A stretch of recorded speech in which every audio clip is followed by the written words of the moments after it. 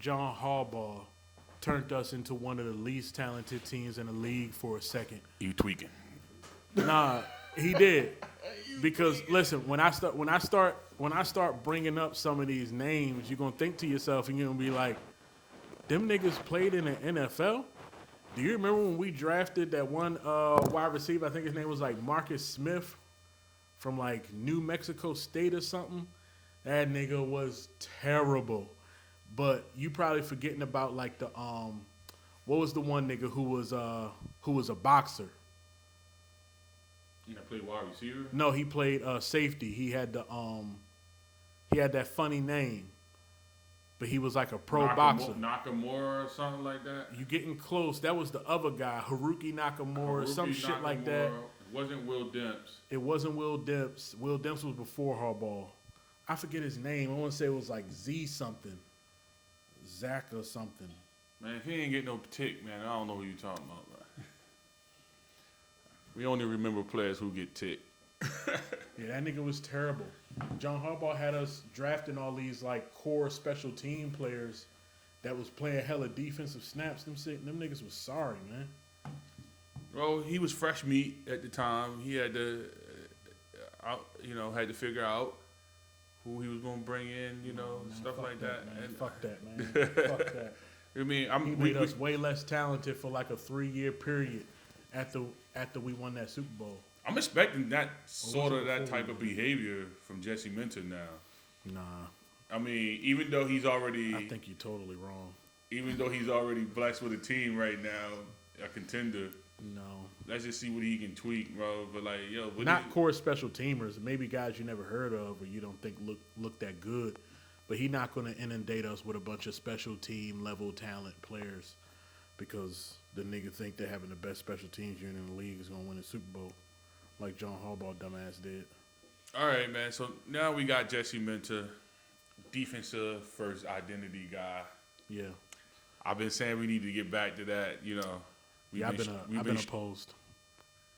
Since Lamar arrived in Baltimore, that's sort of been stripped on us, but, rightfully so. I get that was going to happen because we had that phenom on offense, but at the end of the day, defense wins championships. Last time we spoke, I said I didn't want Jesse Minter only because he was part of the Harbaugh faction. Yeah. I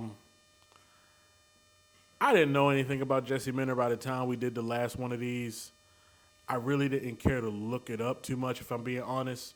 So everything I learned about Jesse Minter kind of came from just like periphery type of stuff. Like I'm just listening to 105.7 and they just start talking about it. And I wasn't, there for that. You feel me? But what I've learned about him, where I think I'm opposed to where you are, looking at him like a Harbaugh guy, well, his father was a coach. And the Harbaughs was on his father's staff. I can't remember which school this was. Jesse was on that staff. Was it Notre Dame? No, it was a smaller school. Okay. Eventually, I think Jesse did coach at Notre Dame at some point, if I'm not mistaken. I think that's where it began for him. Yeah, so I think Jesse's football philosophies, just come from growing up a coach's kid. And that way he and Harbaugh can relate, right? But they're younger. They're not of the same generation. And I don't think necessarily that Jesse Minter's ideas as a coach really came from John Harbaugh. When he left the Ravens, I think he went to be a DC in the college level. I think he cut his teeth there as a play caller and things of that nature. Then he got to work with Jim, in college and in the pros. And I don't think Jim and John even look at football the same way.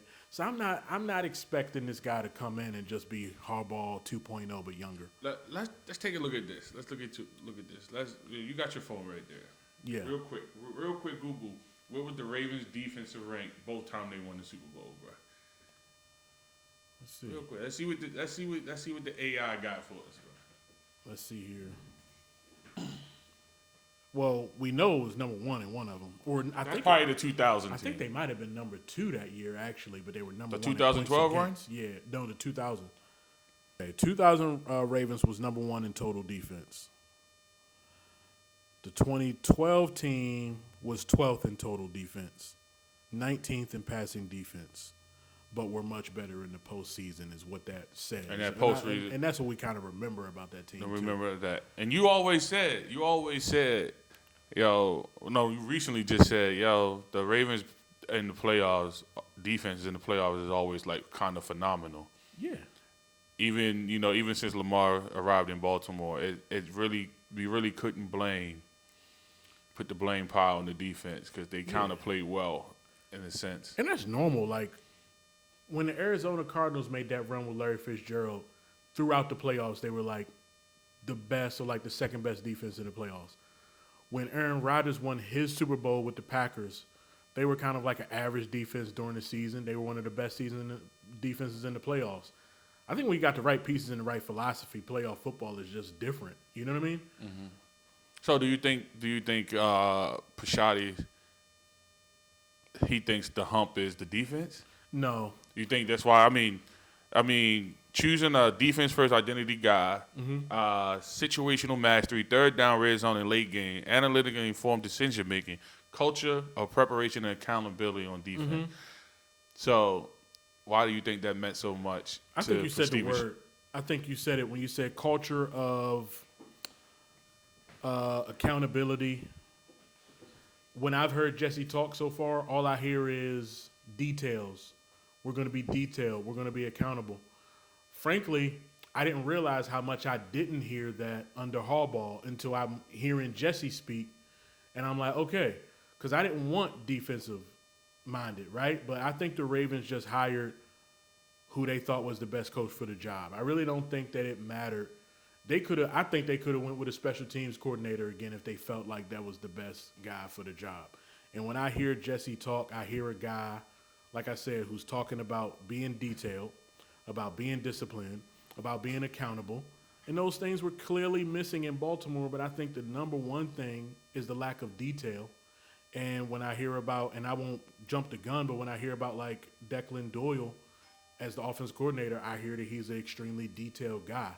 So I'm excited about that. I'm excited to see what the Ravens, what a disciplined and accountable and detail-oriented Raven football team is going to look like.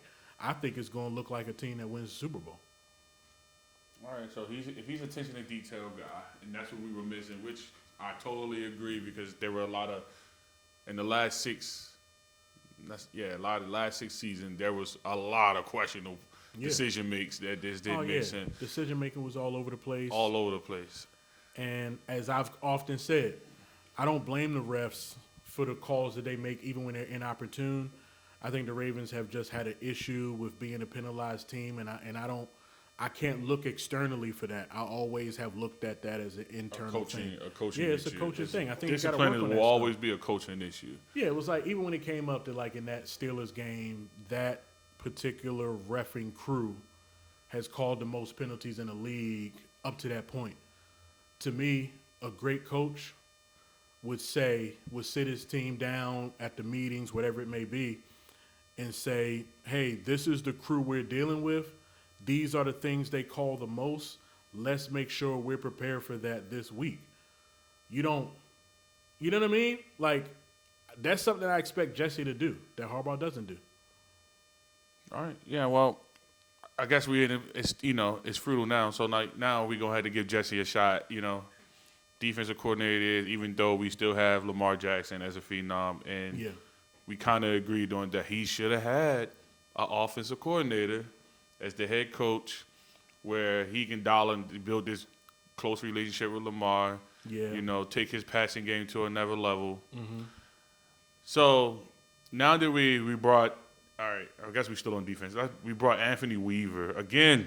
Is why I didn't want to hire Jesse Minter. We hired Anthony Weaver, which he was drafted to the Ravens in 2002. Fine, that's great. But John Harbaugh hired him back in 2010 to 2012 as a D-line coach. Yeah, as a position coach.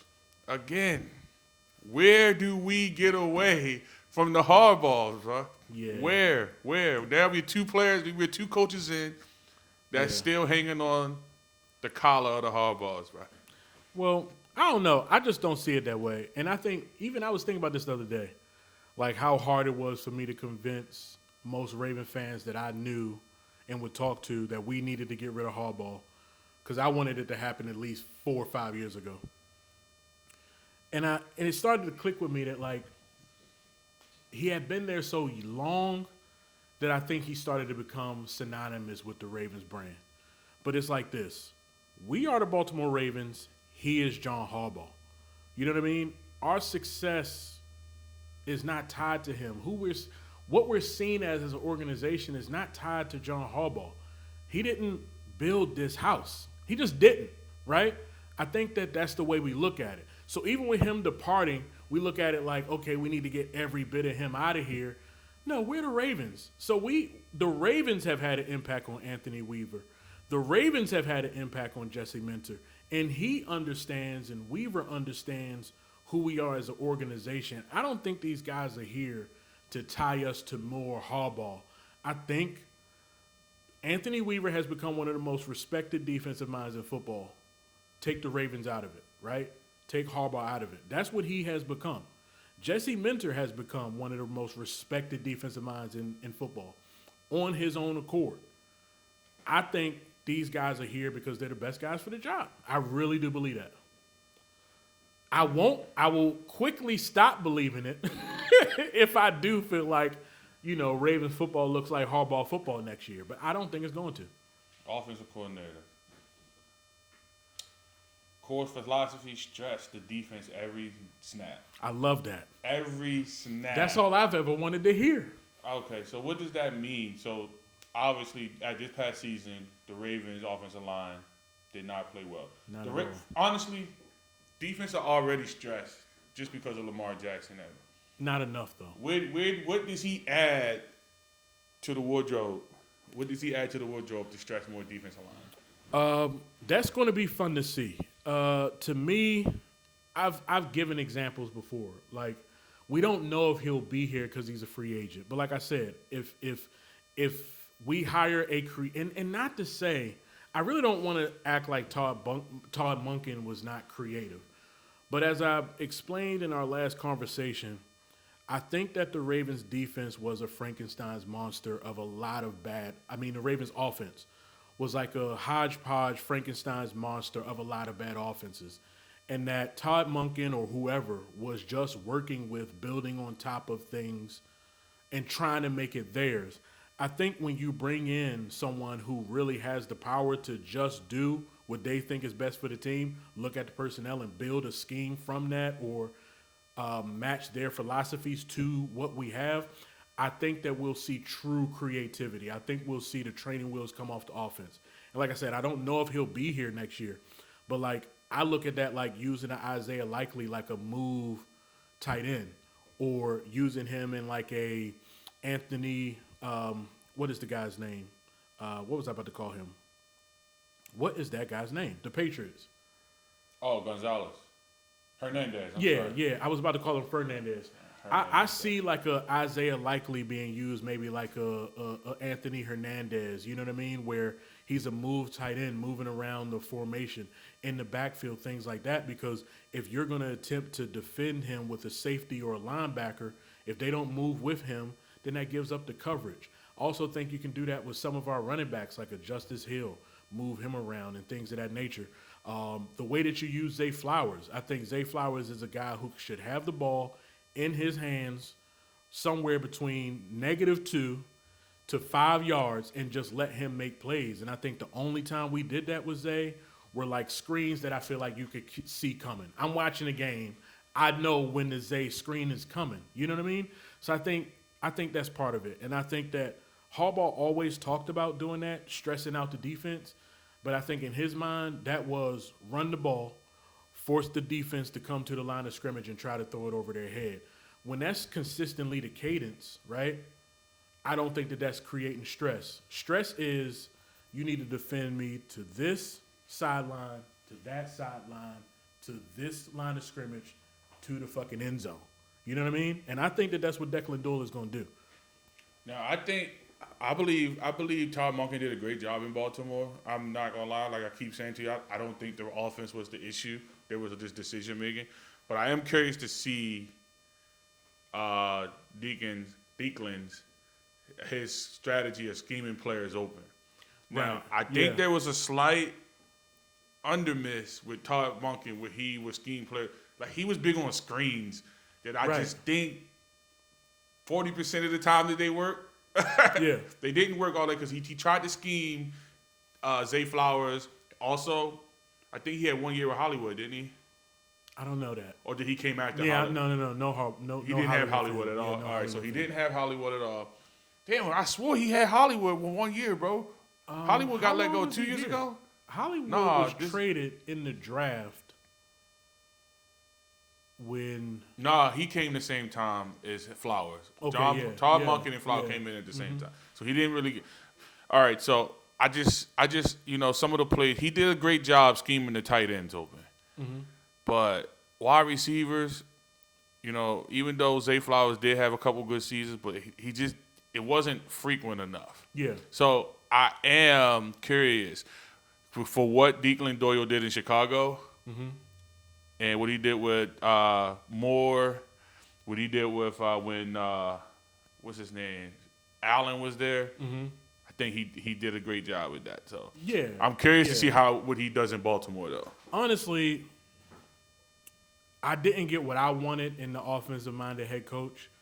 And the only reason I wanted that is not because in my mind it was the only way we could be successful, but because let's say Declan Doyle is extremely good at his job. And to me, I don't care what anybody says. I've heard people say, manage your expectations for this team.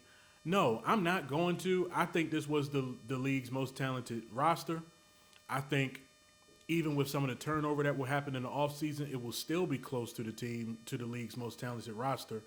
And I think that we should make a really quick bounce back.